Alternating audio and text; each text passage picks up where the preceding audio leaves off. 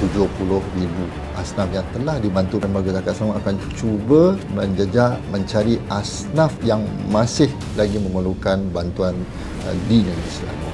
Pastikan umat Islam di Selangor jangan ada yang tak cukup makan, jangan ada yang tak ada tempat tinggal, tak ada yang tak dapat pendidikan. Kalau benda tu berlaku, itu semua silap kita. Lembaga Zakat Selangor LZS yang meraihkan ulang tahun ke-30 sambutan Jubli Mutiaranya tahun ini terus cemerlang dalam memperkasakan 8 golongan asnaf. Menurut Ketua Pegawai Eksekutif LZS, Muhammad Sabirin Muhammad Sarbini, bermula sebagai Pusat Pungutan Zakat Selangor pada 1994, institusi itu hanya mengutip zakat berjumlah 16 juta ringgit. Alhamdulillah, sehingga tahun 2022, kutipan telah pertama kali mencapai jumlah kutipan melebihi 1 bilion pada tahun tersebut, dan juga agihan yang diagihkan juga melebihi 1 bilion pada tahun tersebut. Jadi secara umumnya saya ingin mengatakan bahawa objektif masih di dalam pelaksanaan, dan insya-Allah kami akan teruskan usaha-usaha bagi meningkatkan pencapaian yang terbaik bagi semua asnaf dan juga semua masyarakat. Kutipan yang besar bermakna lebih ramai golongan asnaf boleh dibantu. Selain ratusan petugas LZS, seramai 2,000 penolong amil kariah dilantik di 9 daerah di Selangor bagi menjejak golongan asnaf di kariah masing-masing. Dan pada tahun 2022 anggarannya ada sekitar lebih 70,000 asnaf yang telah dibantu pada tahun tersebut, dan tahun sebelumnya ada 64,000 dan sebagainya. Jadi setiap tahun sasaran Lembaga Zakat Selamat akan cuba menjejak mencari asnaf-asnaf yang masih lagi memerlukan bantuan di negeri Selangor. LZS bermula sebagai entiti kecil dengan hanya 10 petugas pada 1994. Bekas Pengurus Besar LZS, Dr. Ahmad Syahir Bakhtar berkata, pelbagai cara dilakukan bagi menyedarkan umat Islam di Selangor mengenai kewajipan membayar zakat.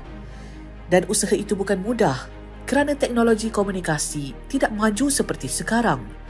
Katanya, yang mula bertugas di LZS pada 1995 sebagai penolong pengurus operasi pungutan zakat. Menurutnya, sebelum keluar untuk mengedarkan risalah, petugas akan menyanyikan lagu nasyid untuk menaikkan semangat. Antara dia punya liriknya umat Islam yang cemerlang. Jadi masa tu kita maklumkan kepada staf, ini zakat ni untuk kepentingan ummah, untuk meningkatkan kecemerlangan umat Islam. So kita kena berusaha untuk dapatkan kutipan zakat. So masa-masa pergilah bertebaran lah di bumi Selangor. Kita bagi beberapa pot kan. Okey, kita akan pergi ke kawasan Gombak contoh. Ini kawasan-kawasan kita nak pergi.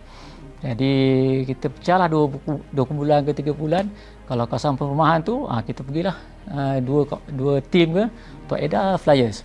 Tak kira lah kita masuk je flyer tu dalam peti-peti surat. Yang kecuali kita confirm rumah tu bukan Islam, kita tak masuk lah. Tapi kalau yang tak ada, memang kita masuk flyer tu semuanya. Jadi biasalah masa dulu kita guna tenaga lah. Tenaga 4 kerat tu. Kaki semua jalan. Masa zaman-zaman kami muda-muda dulu kan. Dalam masa tu saya pun bawah 20-an masa tu kan. 25, 26 kan. Gerak je turun kan. Tak ada masa tu. Memang berjuang sungguh lah. Jadi mereka turut pergi ke kilang, pejabat kerajaan dan swasta serta masjid untuk memberi penerangan. Kempen termasuk menjadikan bulan Muharram sebagai bulan bayaran zakat turut dilakukan. Jumlah kutipan semakin meningkat sehingga 24 juta ringgit apabila kaki tangan awam di Selangor yang layak mengeluarkan zakat melakukannya melalui potongan gaji pada 2004. Peningkatan kutipan membolehkan mereka melakukan lebih banyak agihan yang turut mendepani pelbagai cabaran. Agihan pada masa tu macam bantuan makanan kan. Bantuan makanan pada fakir miskin. Pada masa tu memang kita guna pembekal lah, maknanya pembekal ni dia kena hantar dari rumah ke rumah. Pada masa tu saya ingat kita lantik syarikat lah, ada satu syarikat mana-mana yang untuk bantuan makanan ni dia kena hantar dari rumah ke rumah mana yang ada kaitan dengan yang ada pemerlukan bantuan makanan. Jadi kita pegawai kita ikut samalah. masuklah pelosok kawasan mana-mana yang perlu kita hantar. Sampai ada satu kawasan yang sangat ceruk lah dekat Hulu Selangor lah, ladang getah ke begitu kan. Kawasan tu sampai melibatkan orang kata kena tol lah istilahnya kan. Kalau nak masuk kawasan tu kena tol lah, tol orang kampung lah kan. Orang kampung. Jadi kita nak masuk kawasan ni jadi kena ni lah. Kena pandai lah kan. Jadi nak tak nak kita kena bincang lah dengan mereka yang jaga kawasan tu kan, sebab kita nak hantar bantuan kan. Memang tu cabaran kita lah. Bantuan yang disalurkan termasuk menyediakan latihan kemahiran, bantuan modal perniagaan selain peralatan persekolahan yang amat ditekankan. Mereka ni perlu dijentil lah istilahnya, jiwanya kan. Kalau konteks pendidikan tu, kami memang tekankan tentang kewajipan memberi pendidikan pada anak-anak. Kewajipan dia pastikan jangan ada anak-anak yang tak sekolah. Jangan katakan tak ada duit. Kalau tak ada duit, beritahu pada zakat kan. Zakat akan bayarkan yuran ke apa sebagainya. Jadi tak ada alasan anak-anak tak bersekolah dan sebagainya. Jadi begitu juga keperluan sekolah. Jadi tak ada alasan nak pergi sekolah tak ada baju. Semua kita sediakan. Dua petugas awal LZS, Syamsuri Asy'ari yang bermula sebagai pegawai zakat dan Rosmini Ahmad sebagai pegawai akaun pada 1994 turut berkongsi pengalaman memperkasakan LZS. Kalau dulu kita gunakan banner kan, pacak banner dekat pokok, pergi tampal dekat pagar, lepas tu pergi masuk flyers ke rumah-rumah orang, kena kejar di anjing, bijak di anjing kan. Itu semua kenangan-kenangan lah kan. Waktu tu kami bekerja memang tak kira masa. Saya sendiri pernah berada di Lembaga Zakat Selangor. Waktu itu pusat pengurutan zakat. Saya masuk hari ini, saya balik besok harinya pagi tanpa menukar pakaian. Cuma kita berhentilah makan dan juga solat. Waktu tu kita kena sediakan paper. Yalah kita masih baru dan banyak paper untuk pentadbiran dan sebagainya. Lembaga pusat pengurutan zakat ketika itu kita sendiri yang kena buat. Meraihkan Jubli Mutiara LZS, Ahmad Syahir berharap institusi tersebut terus cemerlang, terutama membantu umat Islam keluar daripada kemiskinan. Dulu kami ada satu macam dasar lah, ataupun satu prinsip lah yang dipermulakan oleh mantan Susuma Ais dulu lah, yang bagi Datuk Mansur lah.